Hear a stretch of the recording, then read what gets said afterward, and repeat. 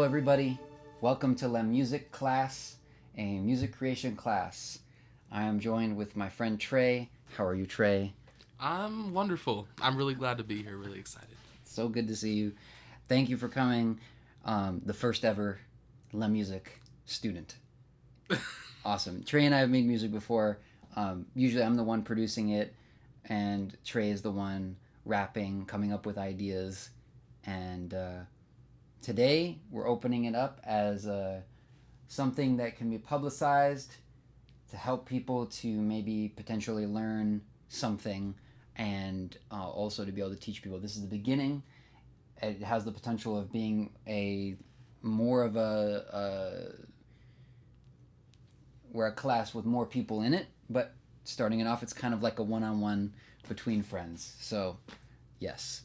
The organization of the class is very simple.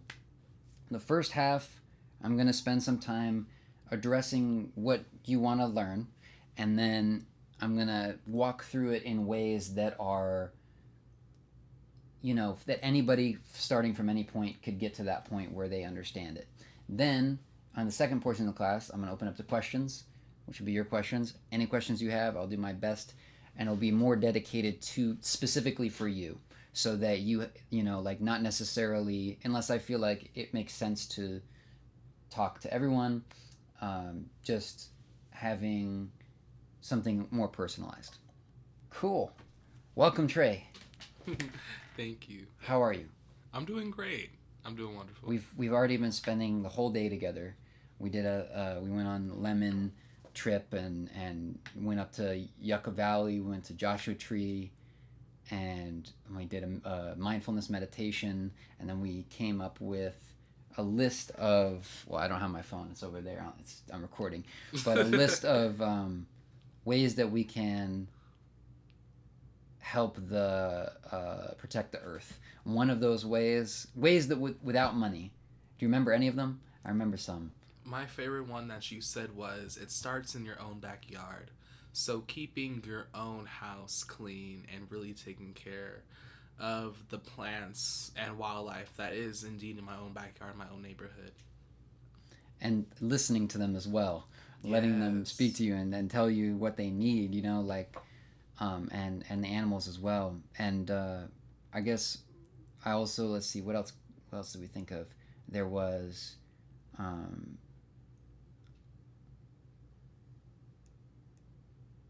cleaning up, like if there's any trash in your neighborhood or anything, like just whatever you can do to like help reduce the trash by going away from certain pollutants, or cleaning up what you can. So yeah, those quick two things you can do that cost no money, that could help protect the earth. Okay, cool. So now you send in your application. I have it. I should probably pull that up. Let's see. Or you know what? It would be actually, I think it would be better if you pulled it up, so that way it's not on screen. Oh, yes. And then could you tell me what it was, that the things that you had checked on the boxes of things that you wanted to learn? And we'll start with just one at a time. Absolutely. Let me go ahead and pull up the application. Okay, so underneath the "What would you like to learn" tab, it doesn't show what I chose, but what I would have chose is music production, beat making. Okay, sounds great. Let's begin. So, what do you know about music production and beat making so far? By the way, we're going to be using Logic Pro X to demonstrate, and there's many different music production softwares that you can use. This is the one I use. You can also use GarageBand, which is actually what we're recording this episode on right here, because in order to record the audio of Logic, I had to use another software. Oh, okay. Right now, I don't know anything about beat making, other than what I've seen you do. But even then, well, let's start there. Like, what have you seen me do, and what do you understand so far? I've seen that you're able to create a whole beat from scratch. I watched you create a whole beat from scratch, but I have no idea how you do it. I'm just in awe when you do it. What sort of like let's say you were going to do a beat, what sort of things would you think about that you would want to implement? Like if you had to pick just a couple things. Um, Light instruments, you mean? Could be instruments, could be anything. Just what comes to mind that you would want to learn how to start with. I definitely want to be able to learn how to incorporate simple elements of either like piano, guitar, learning the basics of how instrumentation ties into this. Sure. Mm-hmm. All right. So, um, unfortunately, I won't be able to fully give every demonstration that I could because um, that would involve using this interface here. So I guess I'll start at the beginning. So music production is usually done on some sort of an interface. That interface might be digital, it might be uh, analog. But either way, what you're essentially doing is you're recording different things to put on top of each other. So in the case of digital, you could have, like you said, a piano, you could have drums, you could have bass, you could have vocals, and all those things could happen at the same time, even if those things were recorded at different times. The process of recording can vary. Like right now on GarageBand, we're recording 3 different audio channels, one from you, one from me, and one from the audio of the computer at the same time. But, if I wanted to open this piano, for instance, and I just wanted to record, let's see,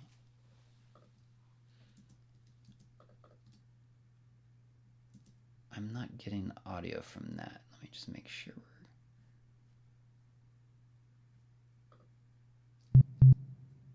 Yeah, okay, so it's working. Okay, so let's say I just record.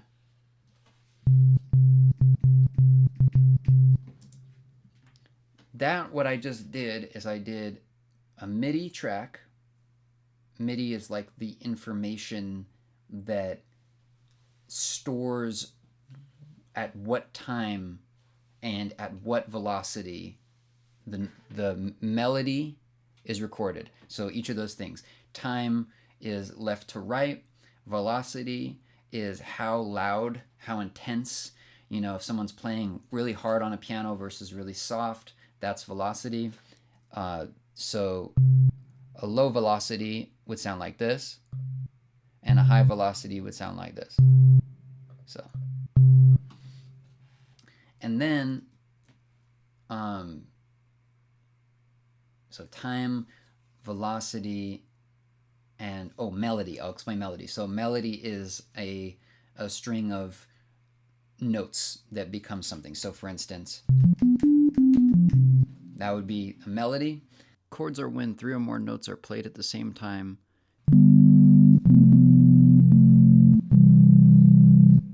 That would be a chord. 2 different notes played at the same time would be an interval. I'm just trying to lay the basics. I'm trying to see where I can get everyone's before I start going crazy with words. I'm also not like 100% with knowing if these definitions are the best definitions. So I'd recommend still like taking a basic like class on music theory, because that's not my specialty. I just know how to record, but I'm not like super music theory aware. Okay, so you take things like chords and melodies and vocals and drums, and all of those things like drums and melody and chords can all be recorded using MIDI, or it can be recorded using audio. So the MIDI is all digital information, meaning that I can take this note and move it here, and now that note's there. But when I record it more analogly, and analog basically means it's not digital, it's a previous method of using music that was very popular, but now digital is more popular. However, some people choose to still use analog. Analog is the original way of recording music that predates computers. Analog recordings are created through a physical method such as a tape recorder, and a digital recording is recorded with a computer. It's not possible to edit an analog recording unless you spliced and edited the audio itself. This historically was done through physical cuts, so therefore it wouldn't be possible to move the note if it was recorded in analog unless the audio itself was moved. Also, analog is preferred by some because many believe that analog sounds closer to what it sounded like when the sound was in the real world. This is because the sound is recorded as a continuous wave of information. Digital recordings can be preferred by those who prefer editability. This is made possible by a sound being converted into computer data so it can be edited within a computer software. Also, analog can only be played back with the same physical recording method it was recorded with unless it is converted into a digital recording. There are technologies available to bring together digital and analog. For instance, if you recorded an electric guitar through an analog amplifier into a digital audio workstation, or if you recorded that same amplified guitar into a microphone and then recorded that microphone into a digital workstation so that you would have a similar analog sound but still a digital recording.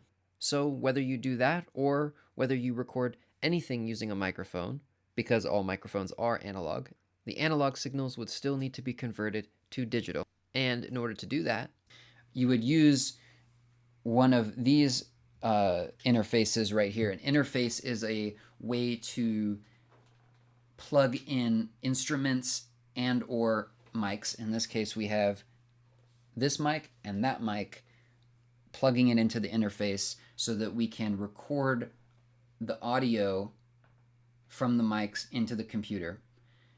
The interface is, there are mics that don't require an interface, like USB mics, but it's usually, I think it's better if you have an interface. You have more control on what you want to do. You can change the gain. Gain is like how much level you're recording in volume, and volume is like how loud something is. And the interface can also, you can also plug instruments directly into it, like for instance a guitar, electric guitar, or an electric ukulele, or any of those types of instruments, and you can record them directly in there. And when you have an electric guitar, usually you'd want to do it with an amp. So with an amp, what an amp does is it distorts the signal. So you have this clean signal, which sounds like basically just no distortion at all. Simple, and just hearing the strings themselves basically. And then when you add distortion, you play a chord or a note on the guitar, it's going to change the texture of the sound so that it's I don't know if it would, maybe it would just be better if I showed it. I feel like I don't know if so I don't have what. Yeah, I wouldn't be able to just record a guitar at this time because I have the audio set up in a specific way. But let's say I just did, like I grabbed this is a MIDI guitar. Whoa. Let's go through a few of these. That one's closer to what I was thinking about. Okay.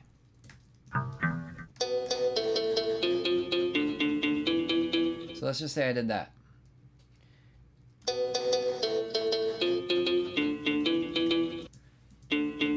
So I kind of recorded it weird. I started halfway through, but basically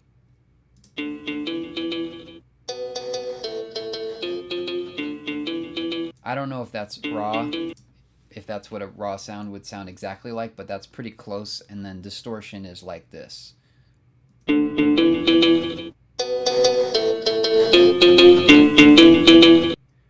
Also, you might be familiar with pedals. Pedal board is a form of plugging multiple cables into each other in order to get a specific sound. So, for instance, here's a pedal. So that's like a distortion. If you have an amp, which is an analog, I don't know if it's analog, but it's like, you know, it's its own standalone amp that you have physically in your room. And then you take a guitar and you plug it in and you add some sort of effect, whether it be distortion, which is like what we just heard, or a chorus, which, here, I'll play a chorus. Okay, so here's normal and then chorus.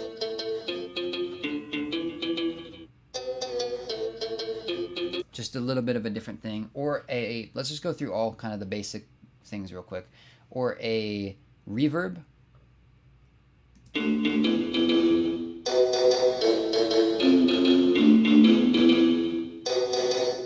So a reverb is basically making it sound like it's in like a room, like a big massive room. You know, it has all that what they call decay, which, you know, it's taking longer to go away basically. So that's reverb, and then and you can have it be a small room, a big room, anything in between. And what else are common? Flanger. Just kind of like adding different textures to the sound. There's lots of different things. These things that I'm putting it on it are called plugins, which are things that either are built into the digital audio workstation, other known as DAW, D-A-W, or there's something you can buy or get for free online and download and plug in to your digital audio workstation. This is a phaser.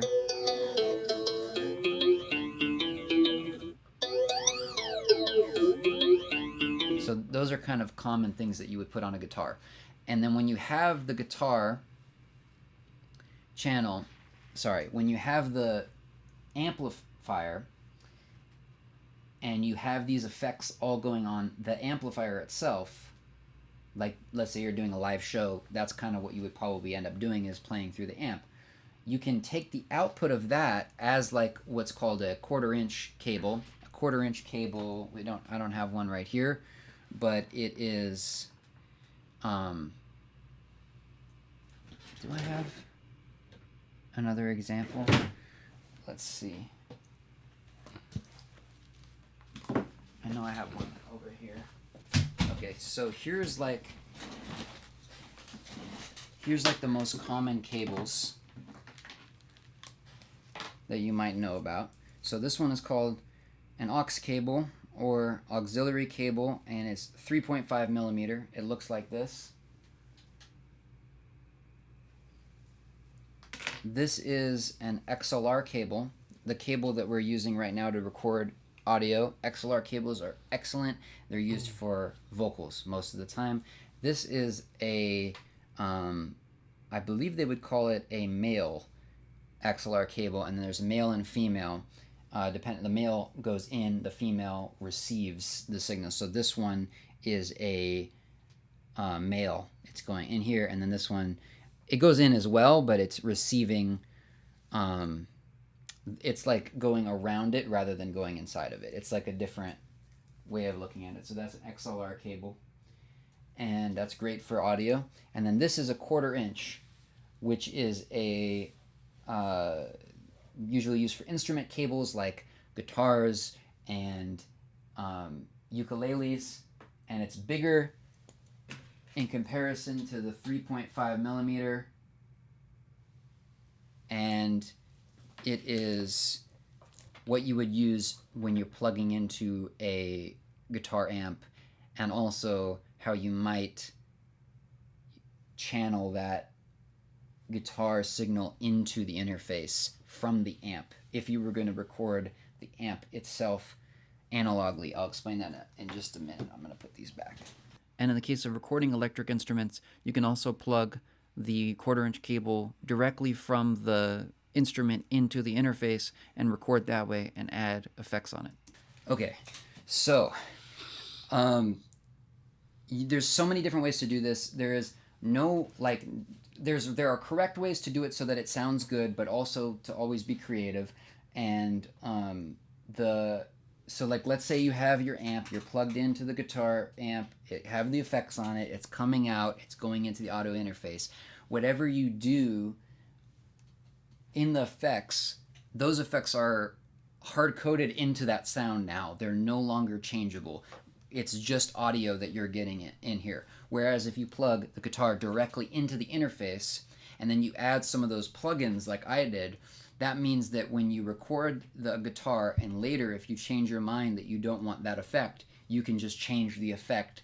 And the raw signal, which basically what's happening is there's these things called pickups on the guitar that are like microphones in the guitar that pick up the sound of the strings being played. When you have that going into the computer, it's like the most raw basic sound, and then just kind of like how it was before the effects, and then you add the effects and you can change the different effects based on that. So that's like the basics of recording things from the physical world into the digital world.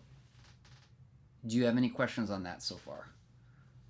The only question I had is, what is a MIDI? I don't actually know the definition of MIDI. I just know that MIDI is the I don't like. It's probably like MIDI means something probably. So I looked it up, and MIDI stands for Musical Instrument Digital Interface. It's basically the notes that you see here on the screen that are represented by the yellow here, and it doesn't have to be yellow, and it's basically like, you know, in music how people would write music on a paper and then they wouldn't understand what to play. It would look like this.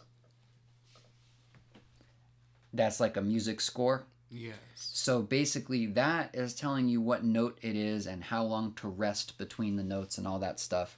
This is like the computer's version of that. It top from, you know, like if we're talking about an instrument, the bottom is usually low notes and the top is high notes. So you have this note here. And then left and right is time. So earlier, later. And if it's drums, usually each one of the notes represented in this piano right here are a different beat sound, like a kick or a snare.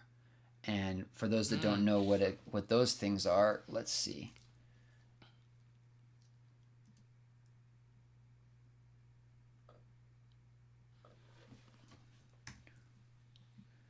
Okay, so this is a kick. And this is a snare. And let's just go through a few of them. Here's a tom. That's another tom. Hi-hat. That's an open hi-hat. It's ringing out. This is a form of a cymbal, which is a percussion instrument that goes along with drums. There's also a similar sounding cymbal in the drum set called a ride, which is one cymbal that helps to shape the rhythm of the song where that sound rings out in the same way. Here's an example of a ride sound, and here's an example of an open hi-hat. But while a ride is one cymbal, a hi-hat is comprised of two cymbals, one facing down and one facing up, that are put together when it's a closed hi-hat, and two cymbals separated when it's an open hi-hat. When the hi-hat cymbals are closed, it makes a shorter sound. That's a closed hi-hat. And when the hi-hat cymbals are open, it sounds like this. It makes a longer, more ringing out sound.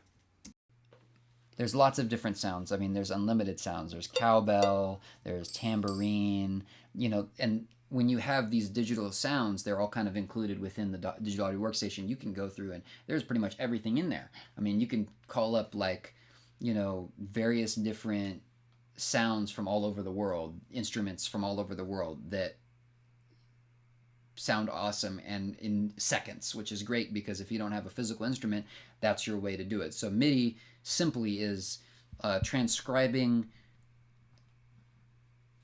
musical information into the computer so that it can play it back, kind of like a music box. All right, that makes a lot of sense. Cool. And then also another way you can import MIDI is I've been using the keyboard on my computer. I can also do it just drawing it in on the device here. You know, that's how you can input it. But there's also MIDI keyboards and beat pads and things like that that allow you to play, or even electronic drums where you can play like a drum set that doesn't make any sound in the physical world, but in the digital world you can hear the sounds. And then the piano, you can play it and all you're hearing is the piano going, but then in here you can hear the actual sound. And things like those keyboards and those drum sets and those other electric instruments and things like, or MIDI instruments, allow for a more natural, more realistic feel to the information, the MIDI information. So if you program everything digitally, it can be without that natural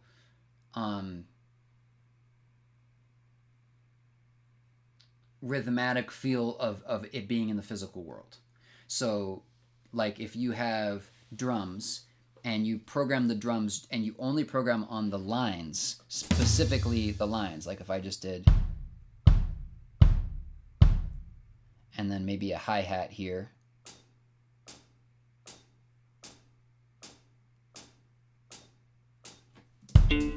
let's turn off the guitar here, and then yeah. So that's very digital, you know what I mean? It's very, now you could be playing that in a physical way as well, and that's cool too. But there is like those subtle nuances and imperfections that happen when you're doing it in the physical world that are different than when you're doing it in the digital world. And in order to augment those digital signals to sound more physical and more imperfect, there's various different techniques to do that. One of them is the velocity, right? So like, let's say I took every second hi-hat and I just made it lighter. So now instead of going, it's going to go, it's going to like have a, it's kind of hard to do. I'm just going to play it. So I'll take off the kicks. Maybe I'll make it more dramatic just to showcase it. And then if you had the kick on there, it might feel different then. That might make it feel a little bit more natural, especially if you don't do it in a mathematical way, but in like a more randomized way. Like for instance, if I do just these two really down low, and then this one maybe a little bit, and then these two I do it all the way down to the bottom, it's like now that's gonna sound, it has different feels to it, so it's a little bit more, you know, naturally rhythmic. And for the record, these two and these two are pretty much the same. So that just so everyone knows that.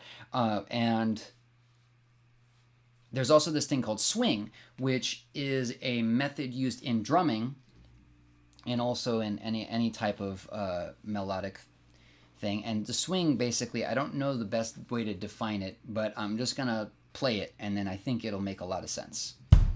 So this is zero swing, and then this is, I'm adding some swing now. Actually, you know what? I don't know if there's enough notes in here for it to make sense. I'm going to add a couple more.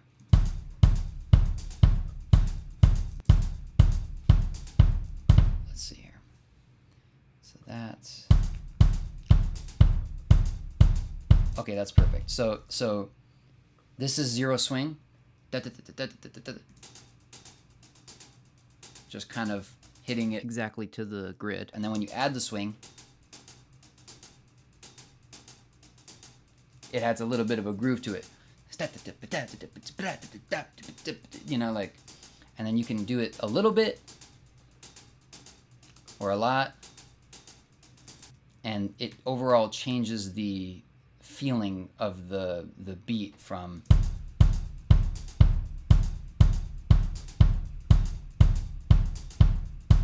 it adds a little bit more air to it. It kind of like, it makes it a little bit more imperfect, and also it makes it consistently different. Not, I don't want to use the word imperfect because it's not just that it's imperfect, it's also in a pattern,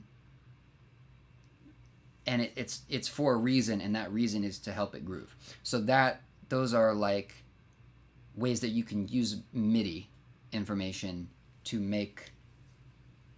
And I mean, that's basically it. Like, that's the whole, actually, that's pretty much all of music production right there. There's, you're recording an input, whether that input is a live instrument, like let's say an acoustic guitar, and you have a mic, and you record the mic into the computer, or a vocal and a mic, or a electric instrument directly into the computer using effects, or an electric instrument through a analog frequency like a amplifier going into the computer as well. Or sometimes people put a mic on the amp and record the amp directly into a mic to get a better sound. And I think that's actually the preferred method. The other method of just taking the out and putting it in, that's just something I've done, but I don't even know if that's the right way to do it. And then, or you can just create it all digitally. You can use a MIDI piano, you can use a MIDI beat pad or a MIDI drum set, and record directly in here and edit everything and add effects, and you create multiple layers on top of each other of each of the different sounds, and sometimes you record them at the same time like we're doing now, sometimes you record them one at a time and layer them, and then you choose which ones go in what section. So this section here might be just the intro, then this section here is the chorus, and then this section here is the verse, and in the intro, it might have different elements playing at the same time. Then the chorus might have more elements. And it's just a matter of experimenting, learning the basic rules of music if you so choose, so that you can understand what sounds good. Like, for instance, and good is subjective. So like if you take, for instance, this melody here, that's pretty satisfying. But then if you did, or it just, there's something a little bit less satisfying about that. But that's not wrong. It's just, well, there are only 12 notes on a piano, and those notes are repeated in order throughout the piano. Those repetitions are called octaves. A note on a lower octave would sound like this, and a note on a higher octave would sound like this. And scales use different patterns of those 12 notes. For instance, this is C major, and this is C minor. Depending on which scale you are playing, it will have a different feeling and a different sound. So in the case of C major, and that means that if you play any of those notes together,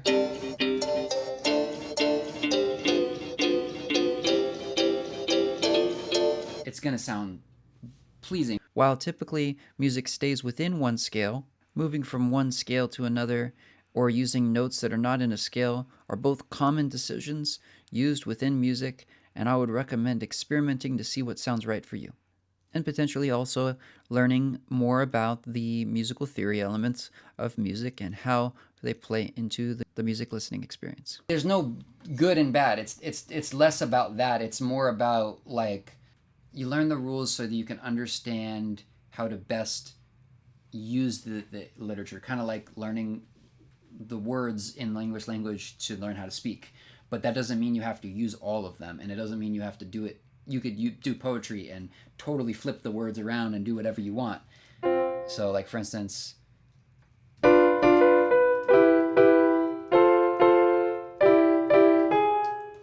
so like that, like you just go, whoa, what is that? Why is that there? Because it's out of the scale.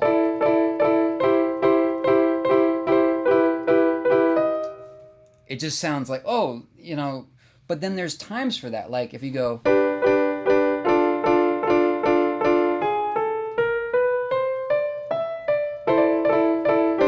can make it work, and that's called an appoggiatura, where you go with a non-chordal tone, which is out of the scale, and then put it into the scale. So like, for instance,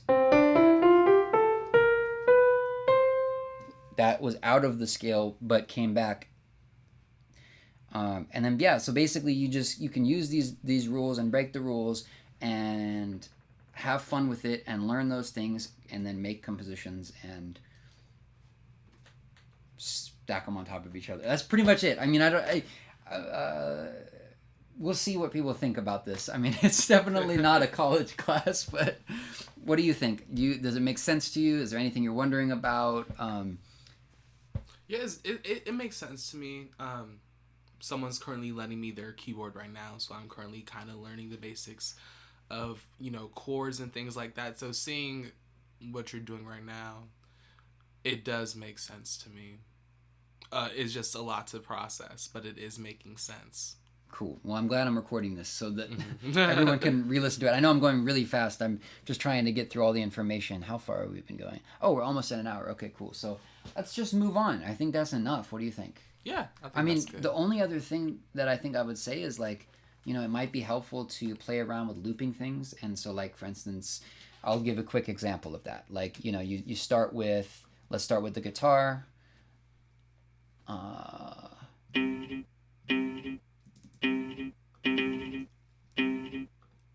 then the piano.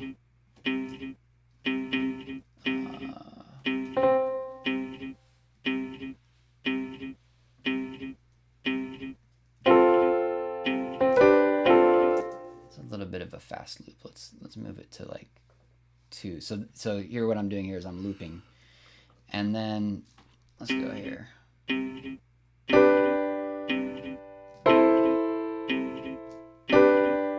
So all it is it's oh, why didn't it not record that part? That was weird.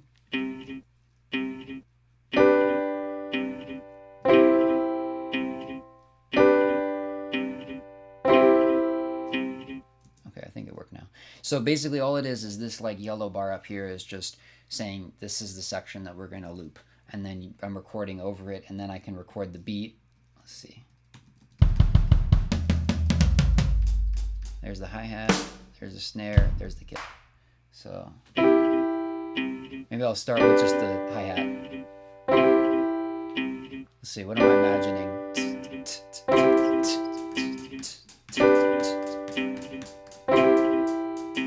It's not going to be perfect. I'm just doing it for the sake of example. And then I think, okay, what's the kick going to sound like? Maybe.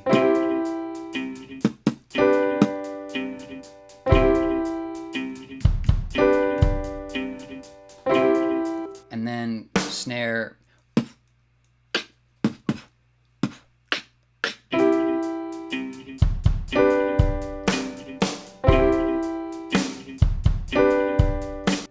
Super simple, and then after that you would do like vocals, and so we don't have to do vocals right now, but so there's the basics. There's also this thing called quantize, which is the cue right here, which means it's basically going to snap all those elements into more time like that. So basically it goes from to kind of more on da. That's up to you if you want to do it. For me, I kind of messed it up a little bit, so I did that. And then I'll listen to the piano again.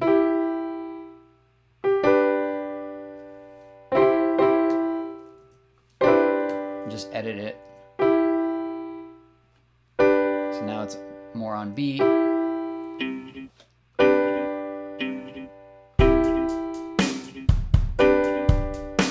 That's basically the basics of setting a beat.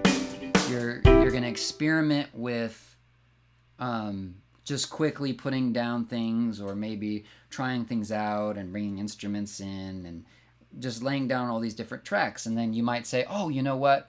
And I'll stay away from the complex stuff, but there's also things like pan, which is left and right. And, let's say I want to make the piano on the left ear and the beat on the right ear. And then when you're doing vocals, you can say, okay, I want one vocal here and then one vocal here, and then one vocal here, and then two more vocals quieter, like towards the bottom. And that's what like kind of, I think, did I do some harmonies with you for one of your songs? I think I might have, where it's like I panned some of them here to give more fullness. So there's just lots of things that you can do, and we can get more into that later in another class or another, unless you have questions about it. But I think, generally speaking, that's the basics. You lay down the beats, you try something out, and then you say, okay, I'm going to start it with just the guitar and the piano. The beat's going to come in here for the chorus. I'm going to loop these two. And all I'm doing is using keyboard shortcuts, like I'm holding down Option to move these around. And then maybe this verse right here, maybe I'll double the guitar and I'll only play the first piano, and then I'll take the beat and I'll only play the hi-hat and the snare. And then so in this section here, it's just the piano and the guitar. This section, piano, guitar, plus the beat.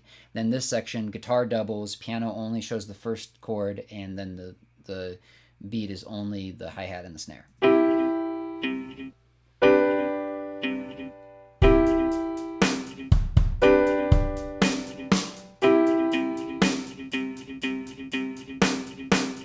So you can just play with it and you just have fun. That's basically it. And experiment, and eventually music. This is music. It's already done, basically. I mean, but you can keep playing with it. Okay. Question time. This is dedicated to you, Trey, so I'm going to switch my energy from, because this whole thing was kind of for them specifically. Now I'm going to switch my energy just to you. I'm just speaking to you. They're listening, but now we're here in the same room again because I was somewhere else. So definitely I want to dive into this thing head first. And so by that, I mean buying a laptop and installing Logic and buying Logic. But once I do that, where do I go from there? What are the basics, the tools, the things that I need to download? Aside from, of course, the software and buying an interface and the different, I guess, tools. What are some internal things, or like plugins? Yeah, like plugins or files, things that would help me. Honestly, the best thing you could do would be to just have a digital audio workstation, and then have you're a vocalist, so I would recommend having your a way of recording vocals. So at the bare minimum, a way of recording vocals and an audio workstation, and that's enough to start, because you really don't need anything else. I recorded my first album on my phone, entirely on my phone, using using GarageBand and a thing called Oxy, which is a digital audio workstation that allows you to make beats. And I just made the beats on Oxy, exported it, put it in GarageBand, recorded the vocals on my iPhone, just using the mic of the phone. And I just wore headphones that didn't have the mic in them so that I could record the audio directly from the phone. And actually, the older iPhones have, I think, better quality microphones than the newer ones. So I had an iPhone 6S, and that one sounds great. My whole first album, California Car Tapes, is entirely made on that. Wow. On that phone.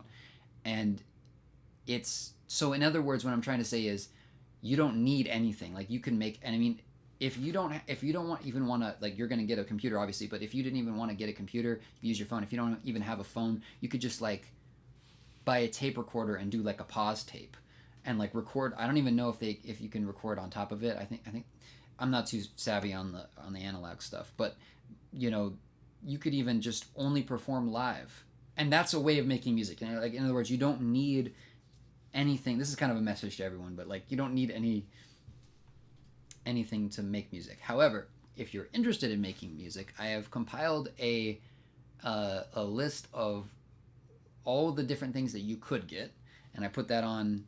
I'll put that in the description of the video, and I'll send it to you, and I'll also answer it directly. So the basics you will need to have a really good recording setup is a computer, a digital audio workstation, a interface, and then something that put in the interface, whether it's, if you're a vocalist, a mic and a mic cable, or if you're a guitarist, a guitar and a mic cable if it's acoustic, or a guitar and a quarter-inch cable, and you record directly into the Focusrite, or sorry, into the interface, and or like I said earlier, like you could go into an amp and then put a mic on the amp, or just plug the out of the amp into the in of the interface. Like there's many different ways you could do it, but just like having those basic tools, whatever it is that you're doing. For you, you're not doing any, are you going to be doing any are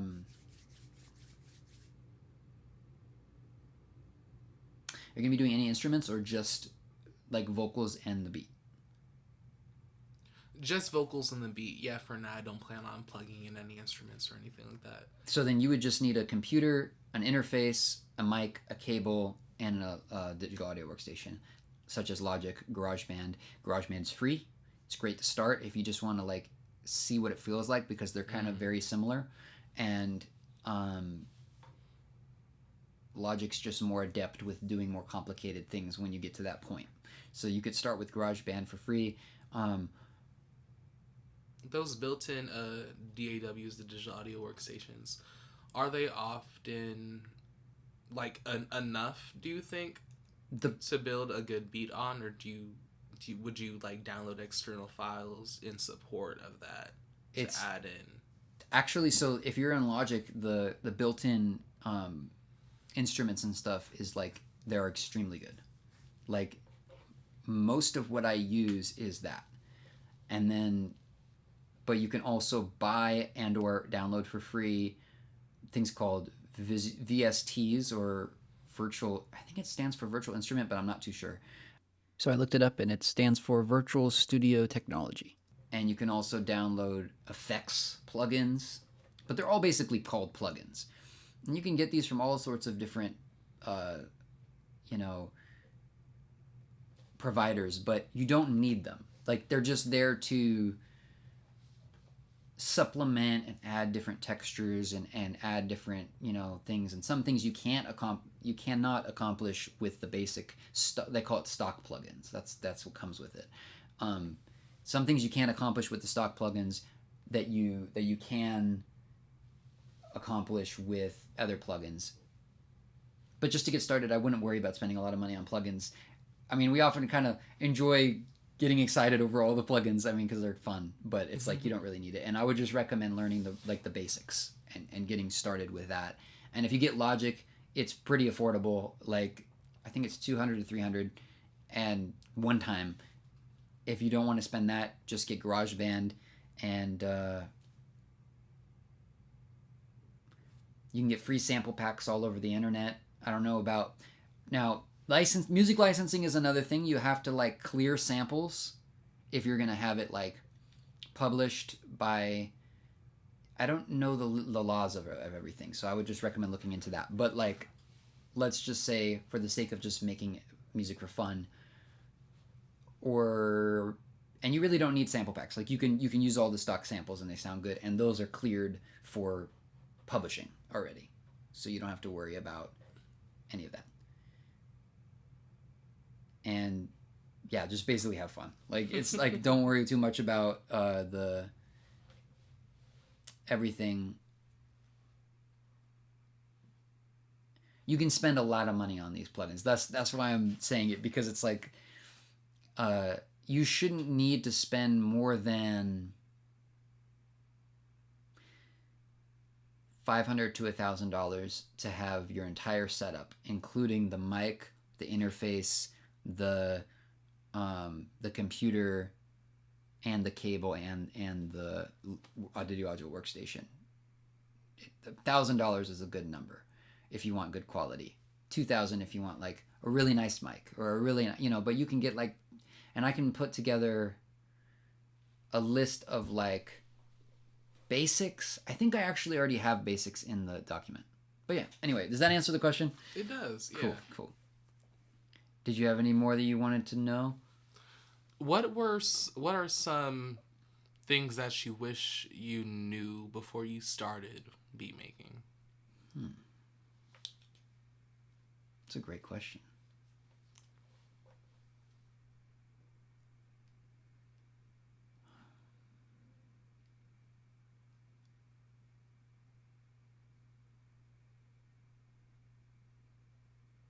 So one of the things that comes to mind is using the subconscious, or maybe not using, but like collaborating with the subconscious is an incredible tool. That and this is like kind of its own topic, but the subconscious allows you to create beautiful, beautiful things, and we use it every single time we do anything, whether it's walking, breathing, talking. I mean, where are all these words that I'm saying coming from? It's like I'm not like looking at a dictionary of words in my own mind, choosing which ones I'm going to say. It's like I know what I want to, I know what I'm trying to say, and then words just start coming out. So it's like the subconscious is constantly supporting you, and the more that you get in tune with it, and the more that you're able to listen to it, it actually has things to say. And sometimes, like when I'm writing a song, I will literally just, it will come out of me. Like I'm just channeling it. I'm not even, like the words are I'm just, because I've gotten better at allowing the subconscious to just speak. It speaks for me, and then I listen back and I'm like, oh, that's about this. You know what I mean? But it's like, so that is a really beautiful technique, and it also allows you to kind of be more relaxed with things and not worry so much about the perfectness of it, and allow it to just kind of come out. I would highly recommend, trying everything that comes to mind and seeing how it happens. That's something that Rick Rubin says in his book, The Creative Active Way of Being, which is a great book, and it's essential, and I would recommend everyone to get it if you're interested in doing anything that's creative, and that's not just music or art, it's literally everything, business included. It allows you to, the trick basically is to, if somebody makes a suggestion in the studio with you, or if you have an idea, you just try it. And if you don't like it, you don't like it. If you like it, you like it. But you won't really know until you try it. If somebody explains it to you, or if you think about it, it's closer. When you think about it, it's closer to what it actually is, because you can visualize what you're imagining.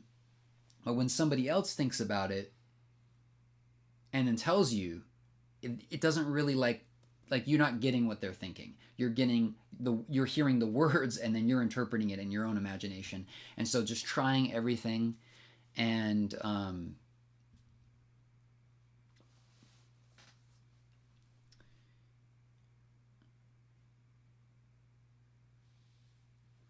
there's a tool that he mentions that is interesting, and it has to do with like demoitis, which is falling in love with the demo before you finish the final version of the song. And it's like you have a basic demo that sounds really good, and then you want to like do it again but in a studio, or do it again in a higher quality, and then you listen to the demo so much, and you show the demo to so many people, that eventually the demo becomes the song because you're stuck to it.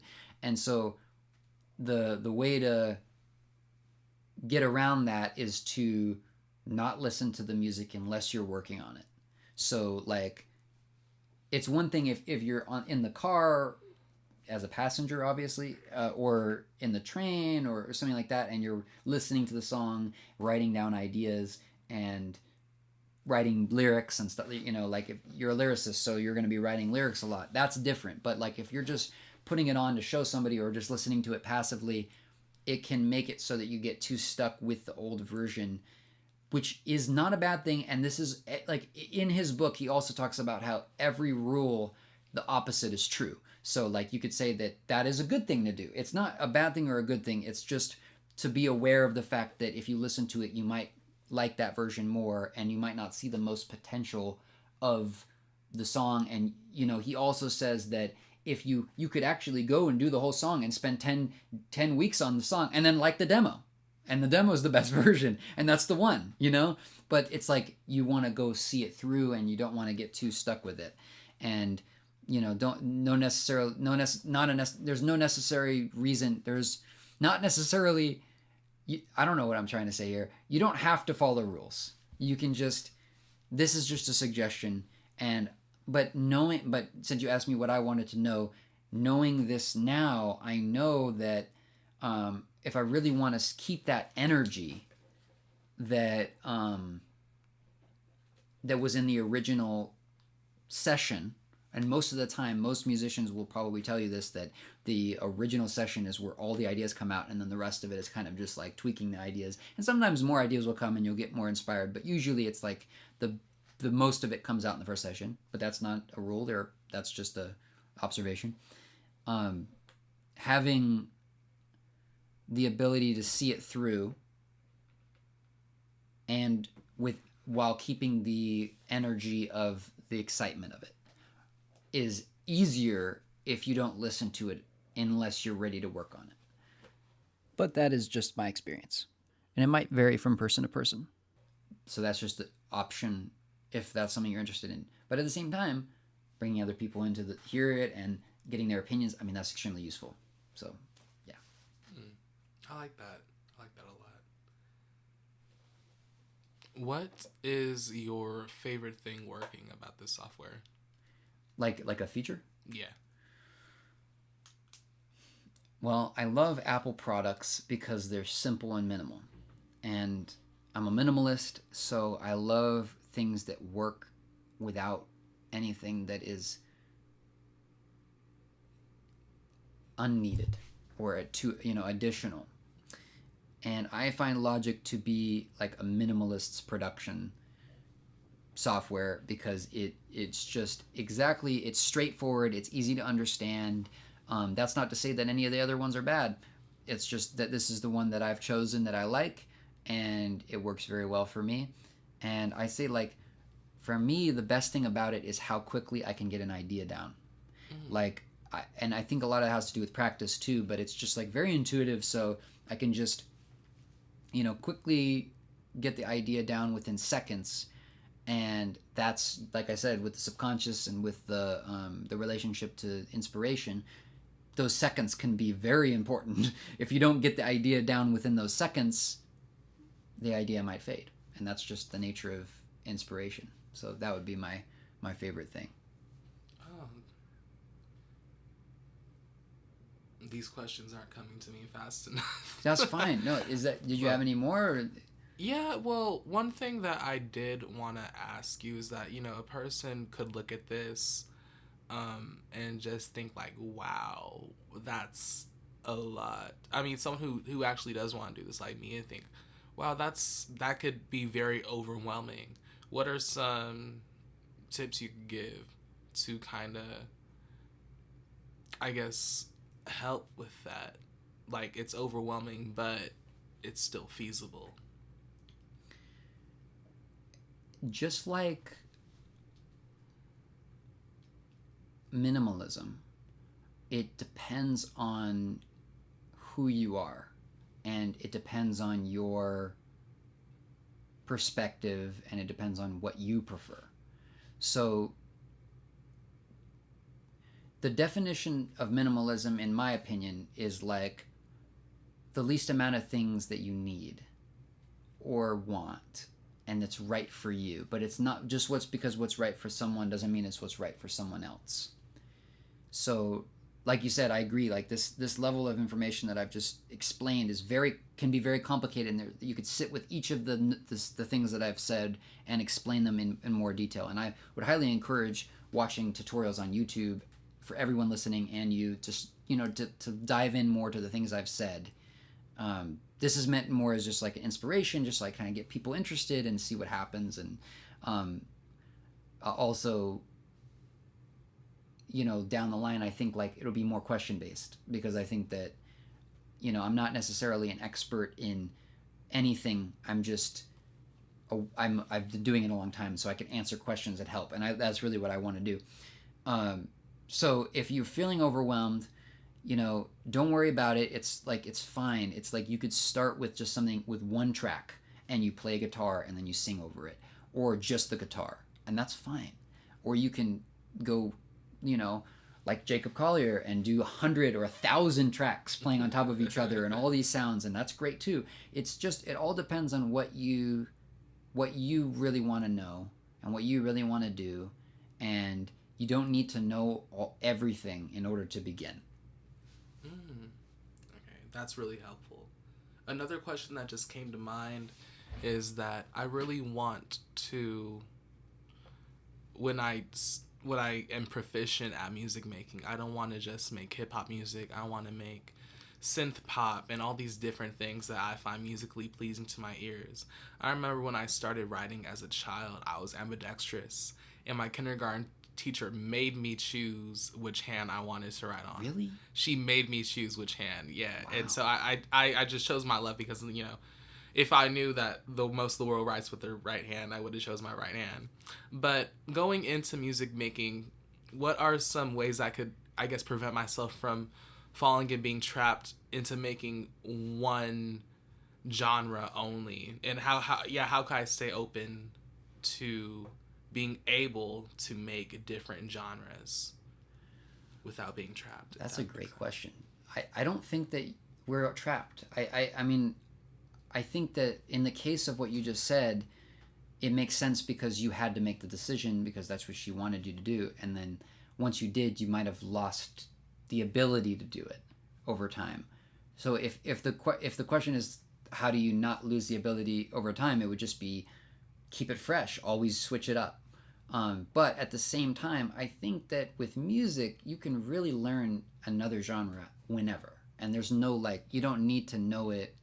Like, you could be doing rap music for the first 10 years and then all of a sudden decide that you want to do, you know, electronic music, or you want to be an indie songwriter or do alternative. All of these things, that these labels, you know, for genre are just labels. You could do whatever you want. It doesn't have to be what other people view it as. You could rap over guitar or have a beat and no vocals, or have electronic drums and electronic synths and yodel. I mean, there's literally, like, there's no limitation. You can do whatever it is that you want to do and express it however you want to express it, and just have fun with it, and just, like, constantly, like, explore the things that make you excited. If you're excited about it, then it's what you're meant to be doing. I like that. I like that a lot. I think that's really freeing up my mindset too. Great. So I think that's good. What do you think? Yeah, I like that. Trey, awesome thank you. Session.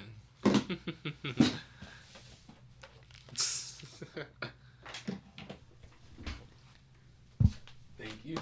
Really appreciate you, man. I appreciate you for being here. Thank you for helping to create something awesome for all these people to watch. Thank you everyone for listening, and I would love to. I want to do another one with you, like a podcast, so that I can hear more of what you have to say, because I just love to hear more of what you have to say. This one is more dedicated to the music class, but the LEMUSIC music producer and artist idea conference is going to be great for you, because, and for everyone listening, if you want to tune in, where we're just going to talk about things in music and why they work. And so once you, and you don't even have to start, but, you know, joining in on that and just discussing ideas and talking about what works. And then once you get into it more and you start to learn things, you're probably going to start teaching me, you know, because it's like you'll learn things that I don't even know. Like you said, you're going to explore genres that that I might not have even haven't explored yet. So I'm excited to see what you have to do. I can't wait to hear it, because you really are a poet and you really are exceptional at writing. So I can't wait to hear the music that you come up with. So thank you for doing this and for helping me to help everyone. You're quite welcome. I can't wait to be back. I'm truly looking forward to putting into practice what I have learned. And yeah, I think this is going to be a really historical moment for me, at least. Wow. I feel like this is really going to change the trajectory of my life. I know that kind of sounds dramatic, but yeah, I'm really, really passionate about music, and this has really helped me a lot. I'm only excited to see what's up from here. Great. Any last words before we move on? No. Awesome. Thank you all for listening. Always remember, if someone says you have a flaw, or you think you have a flaw, not defined by flaw. Thanks for coming along, and I love you, I appreciate you, and have a great day. Have a great day.